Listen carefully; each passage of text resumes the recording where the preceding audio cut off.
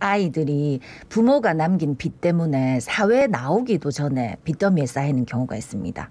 그래서 이런 아이들은 공부를 한다거나 미래를 꿈꾸기보다는 돈 갚기 위해서 허덕이는 경우가 있다는데 신용불량자가 되는 고통 속에서 살아가는 아이들이 없도록 부산 중구의 김시형 구의원이 부모 빚 대물림 방지 지원 조례를 만들었답니다.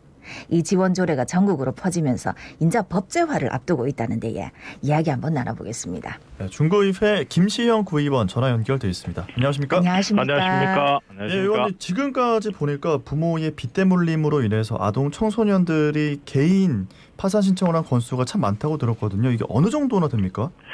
네, 서울 가정법원 통계에 따르면 2018년 한 해에만 3,900여 건의 상속 포기하고 4,300여 건의 한정 승인이 이루어졌다고 합니다. 그리고 대법원 통계에 따르면 2016년부터 2021년까지 미성년자 80여 명 정도가 법원에 개인 파산 신청을 했다고 하고 있습니다. 네. 그 하나하나 사연을 보면 참 안타까운 게 많을 것 같은데 구체적으로 어떤 일들이 있었는지 사례 좀 들어주시지요? 예, 갓 직장에 들어가서 그 첫 월급을 받으려고 하는데 5년 전 사망한 아버지가 갚지 않은 빚 수억 원이 고스란히 상속되어 있어가지고요. 손에 쥐어보지도 못하고 월급이 들어오자마자 돈을 압류당한 일이 있었고 그다음에 초등학교 5학년인 어떤 아이는 100일도 되기 전에 집을 나간 어머니가 사망한 외할머니의 빚을 물려받지 않으려고 상속 포기를 하는 바람에 그 다음 후순위인 그 아이가 빚 대물림을 하게 된 일 등 정말 이루 말할 수 없습니다. 지금 이야기만 들어봐도 정말 답답하고 참 안타까운 사연들이 많을 것 같다는 생각이 드는데요. 자, 현행 민법에서는 상속을 받지 않을 때 어떤 절차를 밟아야 됩니까?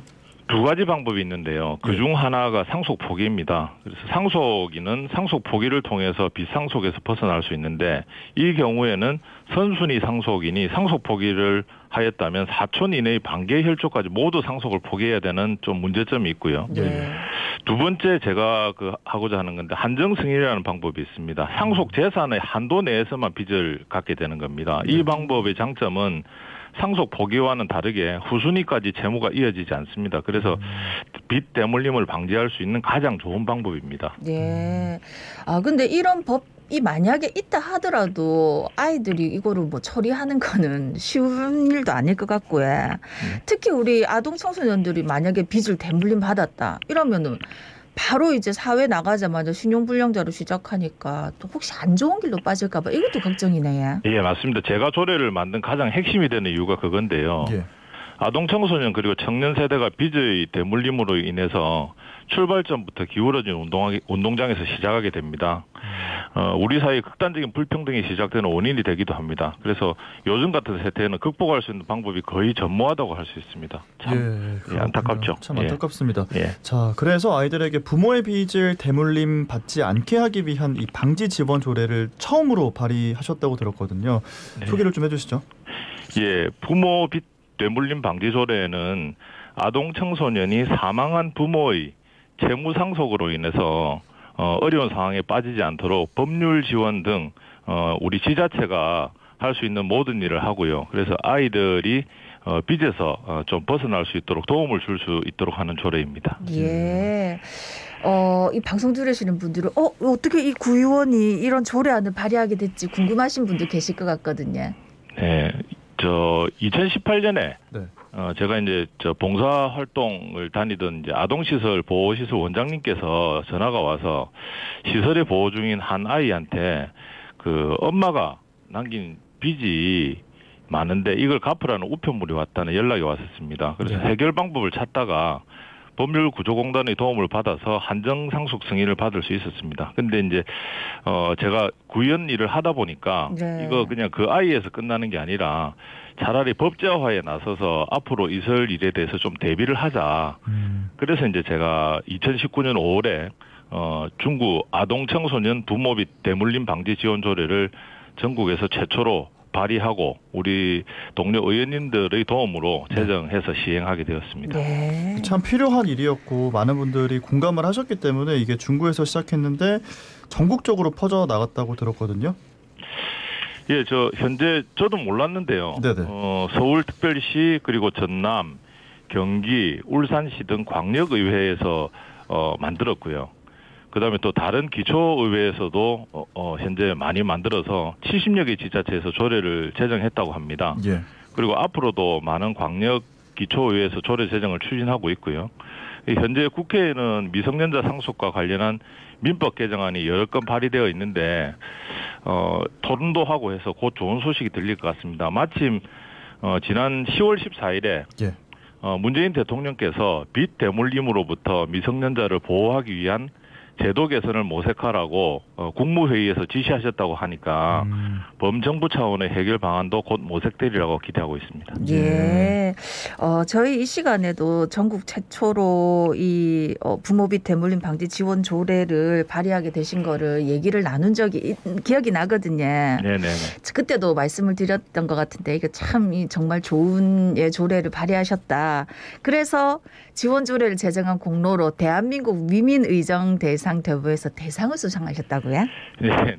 좀 민망한 일입니다. 좋은 조례를 만들었다고 주신 상이기는 합니다만은 그 상의 이면에는 이제 빚의 대물림에서 힘들어하는 아동 청소년 그리고 청년들이 있습니다. 그래서 수상자로 선정이 되고 나서도 이걸 받아도 되나 하는 생각도 들었고요. 네. 그리고 이제 왜냐하면 그런 문제들이 다 해결되고 나서 받는 거라면 더 기쁠 텐데 빚의 대물림은 계속되고 있지 않습니까? 예. 그래서 특별하게 자랑할 일이니까 그건 아니라고 생각을 합니다. 앞으로도 좀 더 신경을 많이 써주시면 좋겠다 이런 의미도 단계상이 아닐까 싶습니다. 맞습니다. 네. 자, 그런데 이제 문제는 조례안이 생긴다고 해도 이거를 어린아이가 직접 법적 절차를 밟는데 이건 좀 어려울 수 있을 것 같거든요. 예, 그렇습니다. 현행민법은 미성년자가 부모의 부채를 상속받을 경우에 3개월 내에 상속을 포기할 수 있다고 규정하고 있습니다. 네. 그래서 법률 지식이 부족한 미성년자가 그것을 제대로 알 수가 없잖아요. 그렇죠. 그래서 시간만 보내다가 상속 포기를 할 수 있는 시기를 놓치는데 법과 제도 뒷받침이 이루어지지 않으면 피해를 원천적으로 차단하기는 대단히 어려운 상황입니다. 네. 아니 근데 혹시 이제 부모님 돌아가시고 빚을 상속받게 되는 아동 청소년들이 있다. 그럼 도움을 청하고 싶으면 어떻게 연락하면 됩니까?